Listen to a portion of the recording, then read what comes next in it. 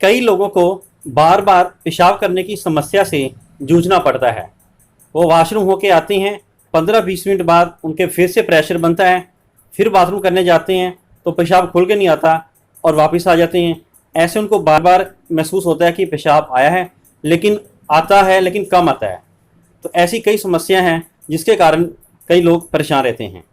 तो आज इस वीडियो में आपको मैं बताऊंगा कि वे कौन कौन से कारण हो सकते हैं जिसके कारण बार बार पेशाब जाना पड़ता है, और ख़ास तौर पर रात के समय ये समस्या ज़्यादा होती है और ज़्यादातर ओल्ड एज में ये समस्या आती है।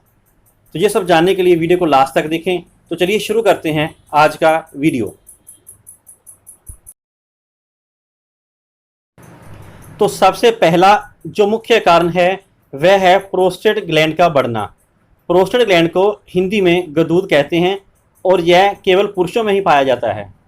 और अगर किसी पुरुष को बार बार पेशाब की आदत है तो उसको अपने प्रोस्टेट ग्लैंड की जरूर जांच करवानी चाहिए कि कहीं इनका साइज़ बड़ा हुआ तो नहीं है, क्योंकि अगर प्रोस्टेट एनलार्ज हो गए तो उसके कारण जो हमारी यूरिथ्रा है, यानी जो पेशाब की नाली है, उसके ऊपर दबाव पड़ता है, जिसके कारण पेशाब खुल के नहीं आता है और बार बार आता है।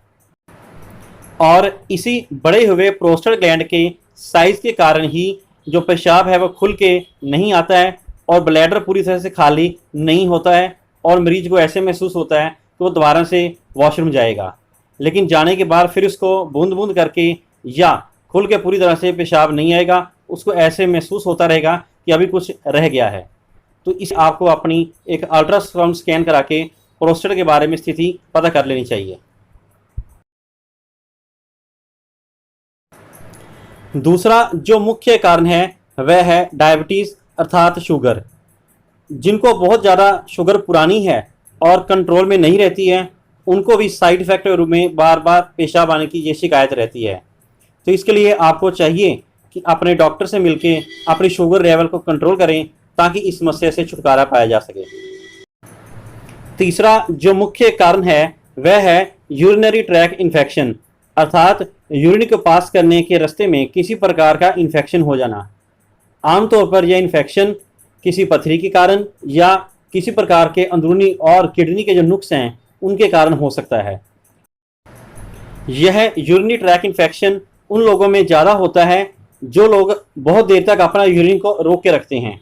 जैसे कोई ऑफिस में काम करने वाला है, उसकी सिटिंग जॉब है, लेकिन वह उठ के जा नहीं सकता, तो वो काफ़ी देर तक अपना यूरिन को होल्ड करके रखता है, जिसके कारण यूरिन के अंदर जो इन्फेक्शन है वो ब्लैडर में फैल जाता है।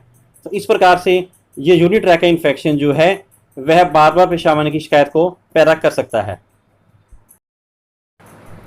अगला कारण जो है वह उन लोगों में पाया जाता है जो ज़्यादा सेक्सुअली एक्टिव रहते हैं, अर्थात वो कहीं बाहर भी जाके सेक्सुअल रिलेशन बनाते हैं, जिनके कारण उनको यूरिनरी ट्रैक इन्फेक्शन के साथ साथ सेक्सुअली ट्रांसमिटेड डिजीज़ यानी एसटीडीज़ जैसे गोनोरिया, सिफिलिस ये हो जाते हैं और उनके लक्षणों के रूप में पेशाब के अंदर इन्फेक्शन और बार बार पेशाब आने की शिकायत रहती है।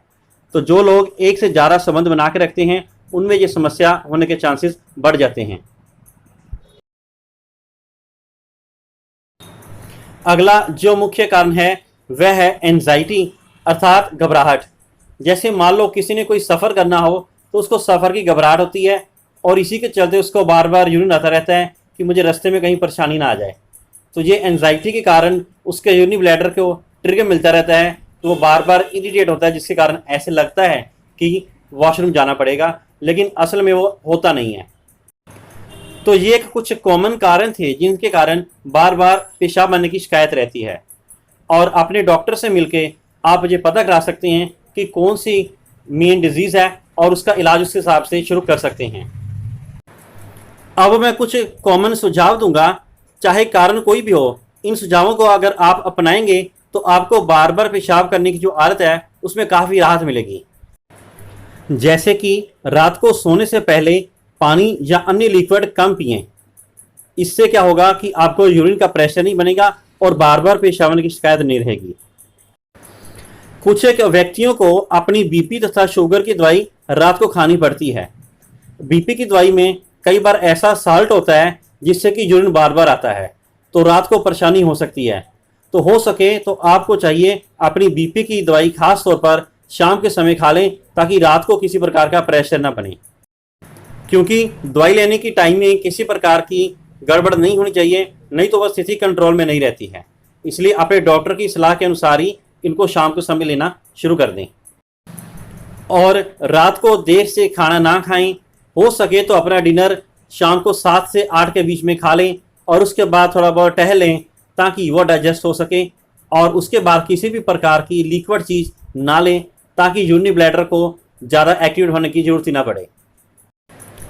कई लोगों को रात के समय चाय और कॉफ़ी पीने की आदत होती है, तो ऐसे लोगों को ये चाय और कॉफ़ी बिल्कुल नहीं लेनी चाहिए, क्योंकि यह ज़्यादातर यूरिन लाने वाली होती हैं और जितना ज़्यादा इनको पिएंगे उतना ज़्यादा यूरिन बनेगा और उतनी ही बार बार आपको पेशाब करने की आदत रहेगी। तो इसलिए रात को चाय या कॉफ़ी बिल्कुल ना लें। हाँ, अगर आपने लेना हो तो रात को दूध ले सकते हैं, लेकिन वो भी बिल्कुल सोने से पहले नहीं, थोड़ी देर पहले लें, ताकि वो डाइजेस्ट हो सके। जैसा कि मैंने पहले भी बताया कि कुछ लोगों को अपनी काम की रूटीन होने की वजह से ज़्यादा देर तक यूरिन को रोके रखना पड़ता है, तो ऐसा वो बिल्कुल भी ना करें, क्योंकि जितनी देर तक यूरिन रुका रहेगा वो उतनी अंदर जाके इन्फेक्शन कर सकता है। तो ऐसे लोगों को चाहिए कि वो बीच बीच में उठकर यूरिनरी ब्लैडर को खाली करते रहें, ताकि किसी प्रकार का इन्फेक्शन ना हो। तो दोस्तों, ये था आज का वीडियो। आशा करता हूँ कि आपको ये जानकारी अच्छी लगी होगी। अगर आपको ये अच्छी लगी है तो मेरे इस वीडियो को लाइक करें, शेयर करें और मेरे इस चैनल को सब्सक्राइब करें। Thank you.